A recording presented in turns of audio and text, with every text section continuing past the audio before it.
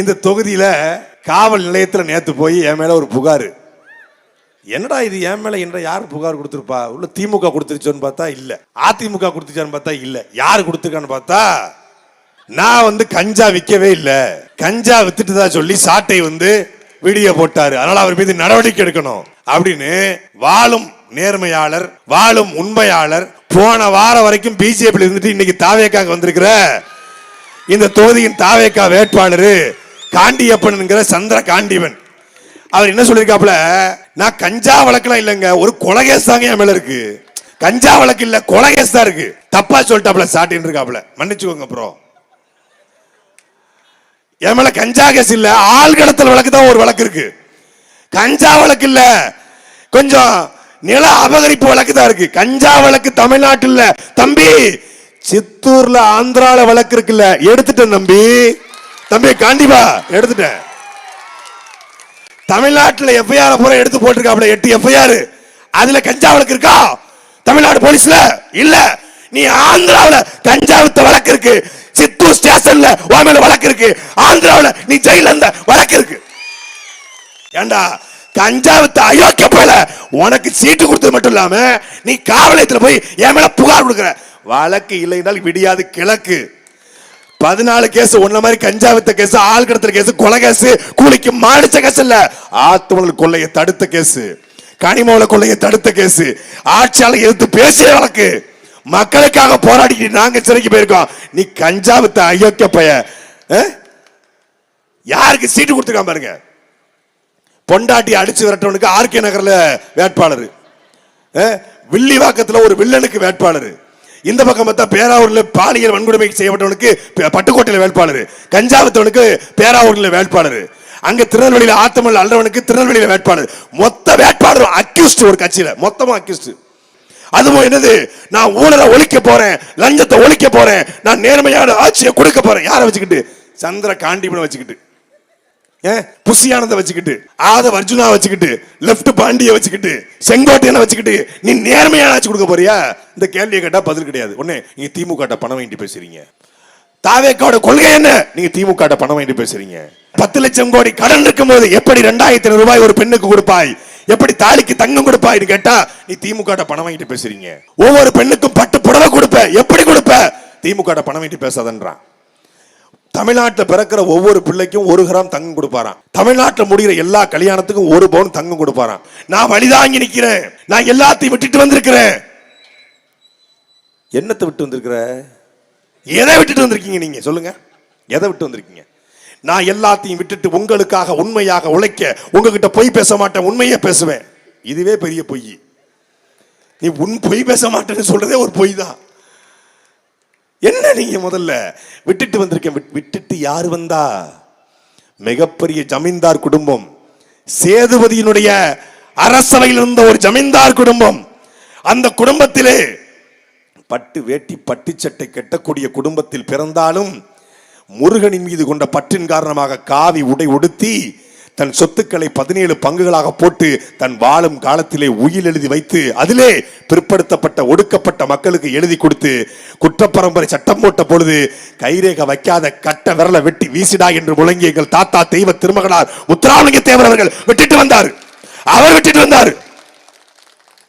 வெள்ளக்காரன் இந்த நிலத்துக்கு வந்த பொழுது வெள்ளக்காரனை வீழ்த்தணும் என்றால் காலா லாபியாங்கிற கப்பலை கட்டி அவன் பொருளாதாரத்தை மீது அடிக்க வேண்டும் என்று அன்றைக்கு 50,000 சம்பளம் வாங்கிய வக்கீல் குடும்பத்திலே பிறந்த வக்கீல் குடும்பம் என்று பெயரெடுத்த தாத்தா வக்கீல், அப்பா வக்கீல், சித்தப்பா வக்கீல், அண்ணன் வக்கீல், எல்லாரும் வக்கீல், வழக்கறிஞர் குடும்பத்திலே பிறந்தாலும் பெரிய செல்வந்தராக இருந்தாலும் எளிமையான வாழ்க்கை வாழ்ந்து சொத்துக்களை இழந்து கோவை சிறையிலே மாடு கூட இழுக்க திணறுகிற செக்கை இனத்தாரு செக்கிழுத்த செம்மல் கப்பலோட்டிய தமிழர் எங்கள் தாத்தா வ.உ. சிதம்பரம் அவர் விட்டுட்டு வந்தார். அது மாதிரி பக்கா மாசு விஜய் ஏதாவது விட்டு வந்தீங்களா?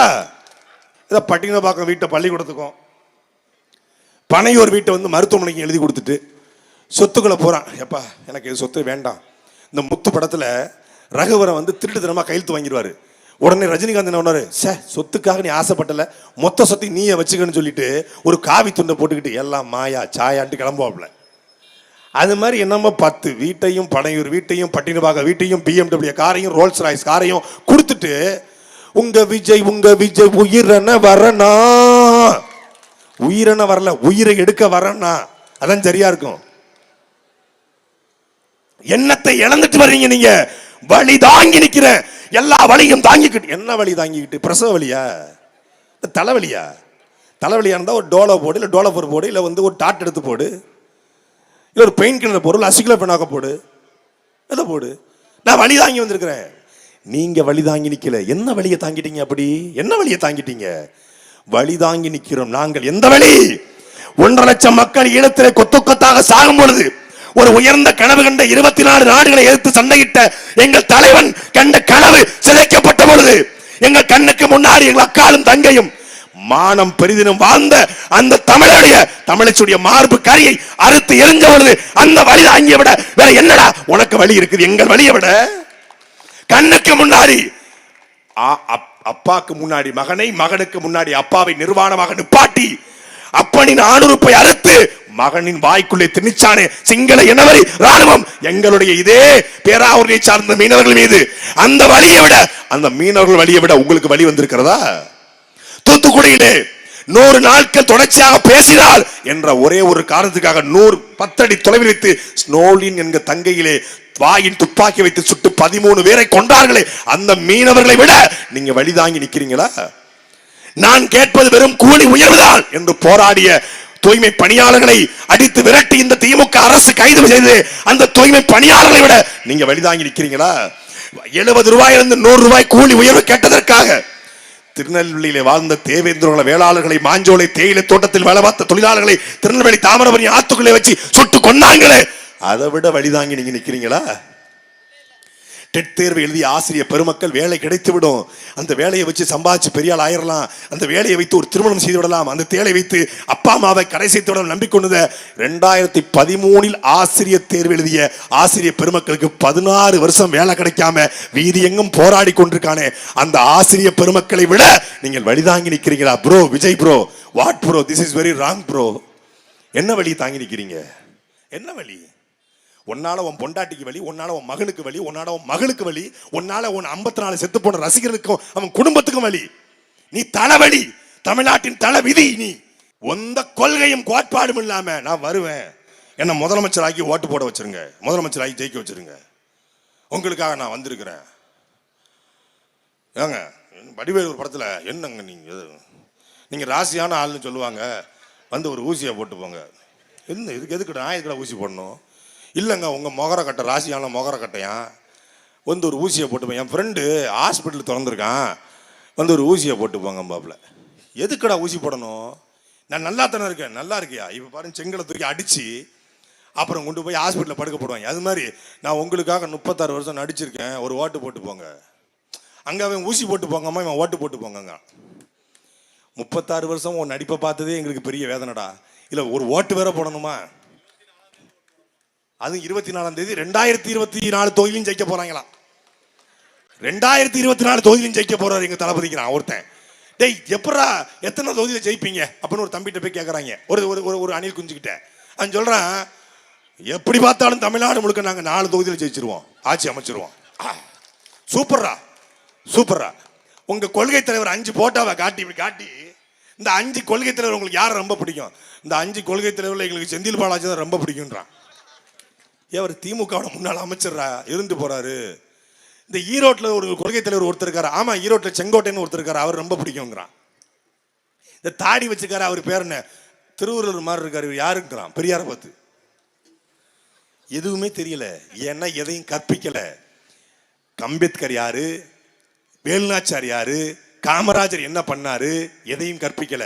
இத்தனை தேர்தல் பிரச்சாரம் பேசாருல, ஒரு இடத்துலயாவது புரட்சியாளர் அண்ணல் அம்பேத்கருடைய கொள்கை கோட்பாட்டின்படி சாதியற்ற சமூகத்தை படைப்போம், சமூக நீதியை காப்போம் அப்படின்னு பேசியிருக்காரா? ஆனா எல்லா மேடையும் அண்ணன் சொல்லுவாரு, என்ன தெரியுமா சொல்லுவாரு? சாதி பார்த்து போடுகிற ஓட்டு எனக்கு தீட்டு, சாதி பார்த்து பழக மாட்டோம், சாதி பார்ப்பவனோடு பழகவே மாட்டோம். புரட்சியாளர் அண்ணல் அம்பேத்கர் சொல்றது போல சில உங்களுடைய உரிமைகளை சில ரொட்டி துண்டுகளுக்காக விட்டு விடாதீர்கள். அரசியல் என்பது அரசியல் அதிகாரம் மட்டுமே ஒரே தீர்வு.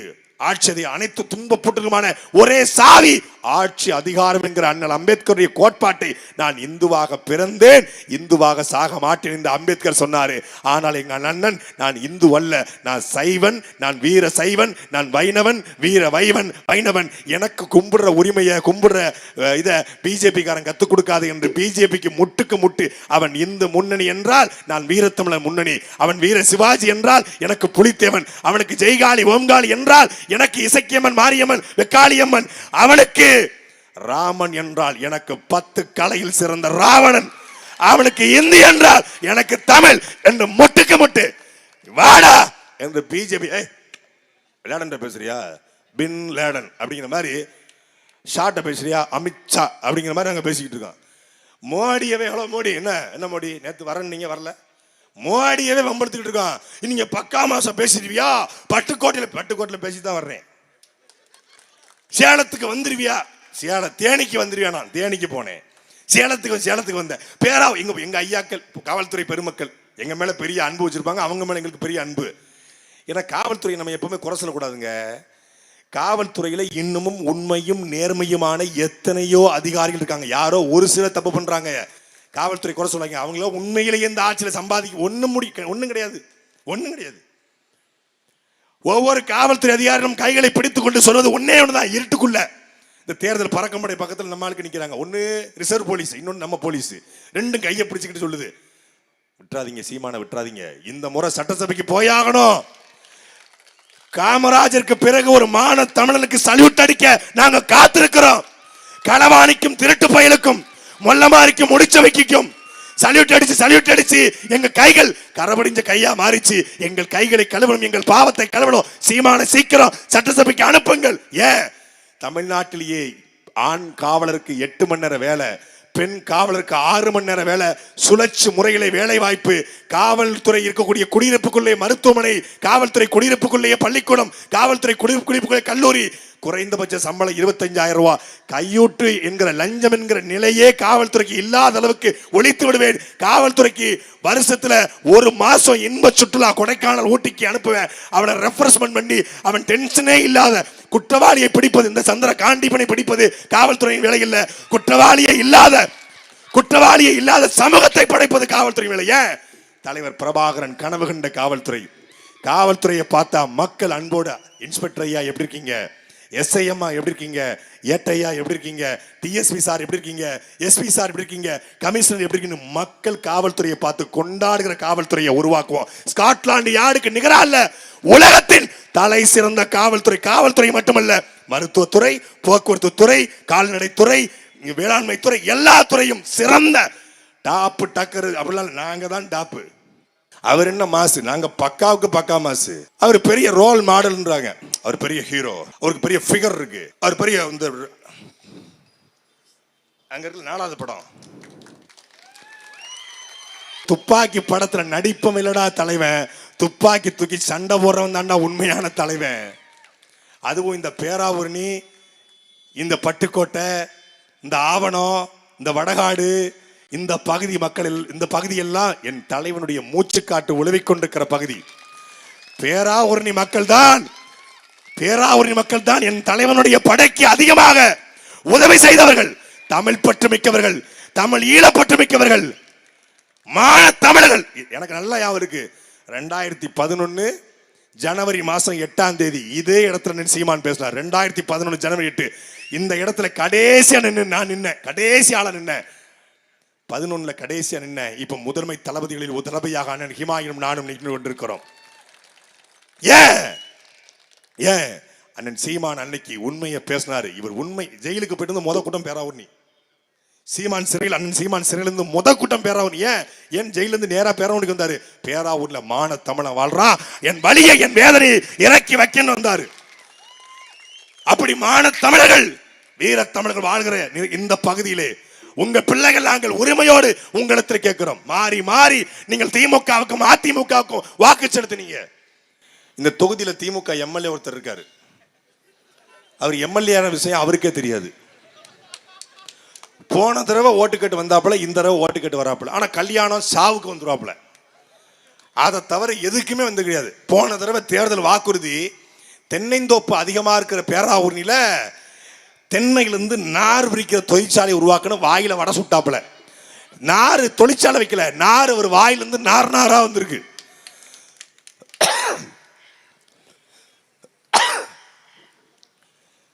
தென்னந்தோப்புக்கு குறைந்தபட்ச ஆதார விலை கூட தேங்காய்க்கு இல்லை.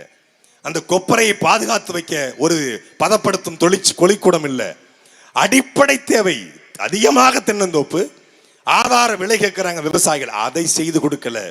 ஒரு பள்ளிக்கூடம் சரியா, கல்லூரிகள் சரியா இருந்தாலும் அது முறைப்படுத்தப்படல. சாலை வசதிகள் சரியா இல்ல, பேருந்து வசதிகள் சரியா இல்ல. அடிப்படை கட்டமைப்பே செய்ய முடியாத இவர்கள், வந்தபோது செய்யாத இவர்கள் வந்தா செய்வன்னு சொல்வதை எப்படி நம்புறீங்க? இந்த தடவை ஒரு பாட்டு போடுறாங்க, ஸ்டாலின் தொடரட்டும் தமிழ்நாடு மலரட்டும்னு. போன தடவை போட்ட பாட்டை ஏன் இப்ப போடல? போட்டா 5 வயசு பையன் கல்ல கொண்டு அடிப்பான். போன வருஷம் ஒரு பாட்டு போட்டேன், நல்லா ஞாபகம் இருக்கா உங்களுக்கு?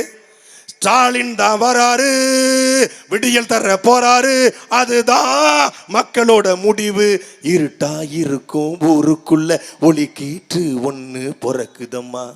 வாராரையா அவரே வாராரையா, அள்ளி தர போறாரையா.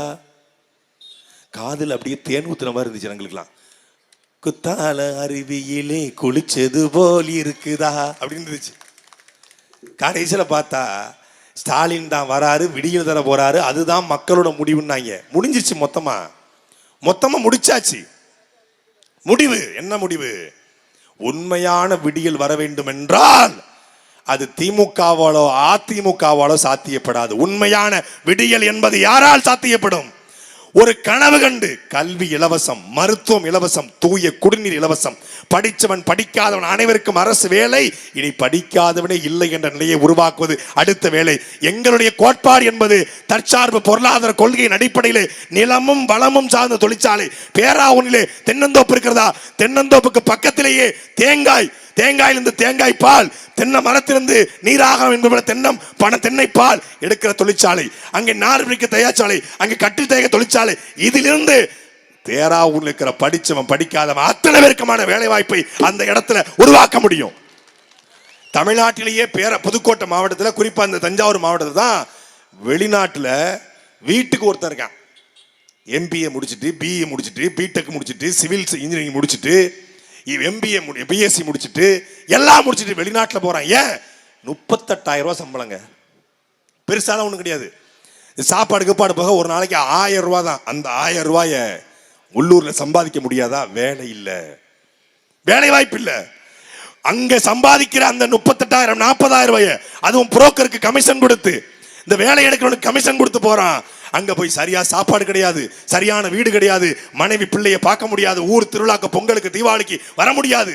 ஆனா உள்ளூர்ல இதே 25,000 ரூபாய் சம்பளம் என்றால் இளைஞர்கள் வேலைக்கு வர தயாரிக்காம வேலை இல்லை. பேராவூர்னிக்கு வடநாட்டுக்காரன் வந்துட்டான். வடக்கன்ஸு கொத்தனாரா வடக்கன்ஸு, களபரிக்கணுமா வடக்கன்ஸு, நாத்து நடனமா வடக்கன்ஸு, நெல் இருக்கணுமா நெல் இருக்கிற இயந்திரம் வடக்கன்ஸு. அங்க போய் திருச்சியில நண்பர் ஒருத்தர் வீடு கட்டிக்கிட்டு இருக்காரு. போய் பார்க்க போனாங்க. என்னடா தண்ணி கண்ணி ஊத்திட்டுலான்னு கேட்டா, கோனை சமாதி பண்டிகை காலத்தில் கோயிலுக்கு வெளியே வைப்பாங்க, நகிப்பேட்டா வந்துட்டான். சித்தாளு கொத்தனாறு வேலைக்கு நம்ம ஆட்கள் இருந்தாங்க, அதுவும் காலி ஆயிடுச்சு. ஏன்? மது குடிச்சு குடிச்சு குடிச்சு நம்ம ஆட்க உழைப்பிலிருந்து வெளியேற்றப்பட்டுட்டான். முன்னாடிலாம் சனிக்கிழமை சாயந்தரம் அலுப்புக்காக குடிச்சோன்னு சொன்னான். இப்போ திங்கக்கிழமை காலையில கட்டிக்க போட்டாதான் கரண்டி கையில் அடிக்கும்ங்கிறான். முடிஞ்சிச்சு, கதையை முடிச்சிட்டான். எல்லா கட்சியும் 2000 தரேன், 2500 தரேன் சொல்லுது. ஆனா மதுக்கடையை மூடுவன்னு எந்த கட்சியும் சொல்லல. நான் வந்தால் டாஸ்மாகை இழுத்து மூடுவேன்னு சொன்ன ஒரே கட்சி அது நாம் தமிழர் கட்சி மட்டும்தான். அதுக்கு மாற்று என்ன? பனம்பாலு தென்னம்பாலு. அப்போ பனையிலிருந்து இறக்கினா மட்டும் போத வராதா? கல்லு மட்டும் போத தராதா? கல்லு போதங்கிறான். அப்போ இந்த டாஸ்மாக்ல விற்கிறிய விஸ்கி, பிராண்டி, ஒயின், ஜின்னு, ரம்மு, கூலிங் பீரு, அது என்ன பெருமாள் கோயில் தீர்த்தமா? ஏண்டா டாஸ்மாக்ல நீ சாராயத்தை எத்தனை நாள் கலந்த வேதிப்பொருள் கலந்த சாராயத்தை விற்கலாம். இத்தினோண்டு அருகம்புல்லு சாரை உடம்புக்கு நல்லதுன்னா இவ்வளவு பெரிய பனமரத்து சாறு பனம் பால் உடம்புக்கு நல்லது இல்லையா? பனம் பால் பனம் கல்லு குடிச்சா நம்ம பாட்டணும் பூட்டணும் 14 பிள்ளை பத்தான். இன்னைக்கு கோட்டை குடிச்சு ஒத்த பிள்ளைக்கு வக்கில்லாம போயிட்டான். காரணம் என்ன? முழுக்க முழுக்க வேதிப்பொருள். அதை மாற்றி இந்த டாஸ்மாகை இழுத்து மூடி பனம்பால் தென்னம்பாலை இறக்கி தமிழரின் தேசிய பானமாக அதை அறிவித்து எல்லா கடைகளிலும் கிடைக்க பெறுவோம். அதிலிருந்து வேலை வாய்ப்பு. இதை மரியாதைக்குரிய சகோதரர் விஜயோ பெரும் மதிப்பிற்குரிய திமுக கட்சியினுடைய சொந்தங்களோ அதிமுக காரங்களோ சொல்லுவாங்களா? சொல்ல மாட்டாங்க. ஒருத்தர் தான் சொல்லுவார், ஏன் குடிப்பவன் போடுற ஓட்டு எனக்கு வேண்டாம், குடிக்கிறவன் போடுற ஓட்டு எனக்கு வேண்டாம் என்று முடிவெடுத்துட்டாரு, வேணான்ட்டாரு. இப்பதானப்பா ஆரம்பிச்சு வச்சிருக்கேன். சரி விடுங்க, அது ஒண்ணும் இல்ல. இல்லைன்னா நம்ம அண்ணாதுரை மாதிரி மாதமோ சித்திரை மணியோ பத்திரை விவசாய சின்னத்திலே குத்துக்கள் முத்திரை அப்படின்ட்டு போக வேண்டியதான். அதனால அன்பிற்குரிய மக்களை, பேராவூரில் வாழ்கிற அன்பு சொந்தங்களே, தேர்தல் ஆணைய அதிகாரிகளுக்கும் 10 மணி ஆயிட்டா பாவம். நம்ம பேசலாம், அவங்க காலையிலேருந்து காத்து கிடந்து அவங்க வீட்டுக்கு போகணும், அவங்க பிள்ளை குட்டிகள் அவங்க நிம்மதியா இருக்கணும். காவல்துறை அதிகாரி காலையிலேருந்து காத்து கிடந்து நம்ம பேசுறதுனால வழக்கு வாங்கிடலாம். காவல்துறை அதிகாரிகளை, தேர்தல் ஆணைய அதிகாரிகளை மதித்து, அவர்களுக்கும் குடும்பம் இருக்கிறது, அவர்கள் வீட்டுக்கு செல்ல வேண்டுங்கிற உணர்வை மதித்து, என் அன்பிற்குரிய சொந்தங்களே, உழைக்கும் மக்களுடைய உன்னத சின்னம் ஏர் கலப்ப. பேராவூரிலே வாழ்கிற விவசாய பெருங்குடி மக்கள், என் அருமை சொந்தங்கள், ஒரே ஒரு முறை, இதுவரை திமுகவிற்கும் அதிமுகவிற்கும் வாக்கு செலுத்திய நீங்கள் ஒரு முறை விவசாய சின்னத்திலே வாக்களியுங்கள். இந்த தொகுதியிலே நடிகன் ஒருவன் வந்தான், அந்த நடிகனை பிரபாகரன் பிள்ளைகள் ஓடவிட்டார்கள் என்கிற வரலாற்றை பதிவு செய்ய வேண்டும். சினிமாவில் நடிச்சா சிஎம் ஆயிரலாம் என்கிற கனவு விஜயோடு முடிய வேண்டும். விஜய்க்கு நீங்க வாய்ப்பளிச்சா, விஜய்க்கு நீங்க ஓட்டு போட்டா, நாளைக்கு 4 படம் நடிப்பான், 4 பஞ்சு பேசுவான், 4 பாயிண்ட் பண்ணுவான், நான் சினிமாவில் அடிச்சிட்டேன் சிஎம் வருவான். அதை முடிச்சுக்கணும்னா இவனுக்கு ஒரு பாடம் புகட்டணும். கடைசியா சினிமாவிலிருந்து வந்த முதலமைச்சர் எம்ஜிஆர் என்கிற வரலாறோடு முடிய வேண்டும். இவன் இதோடு பட்டினப்பாக்கத்தை நோக்கி ஓட வேண்டும். அதற்கு இந்த தொகுதியிலே, பேராவூரணி தொகுதியிலே போட்டியிடுகிற இந்த மண்ணின் மகள் புவனா மணியரசன் அவர்களுக்கு விவசாய சின்னத்திலும், அதே போல ஆலங்குடி தொகுதியை போட்டியிடுகிற என் அருமை மச்சான் ராஜாராம் அவர்களுக்கு ஆலங்குடி தொகுதியின் உறவுகள் விவசாய சின்னத்திலும் வாக்களித்து ஏப்ரல் 23ஆம் தேதி நீங்கள் விவசாய சின்னத்தில் செலுத்துவது வாக்கல்ல, அடுத்த தலைமுறைக்கான வாழ்க்கை என்பதை முடிவு செய்து கொண்டு வாக்கை செலுத்துங்கள், வெற்றி பெற செய்யுங்கள். நன்றி, வணக்கம். நாம் தமிழர், தமிழ் தாய் வாழ்க, தலைவர் பிரபாகரன் வாழ்க.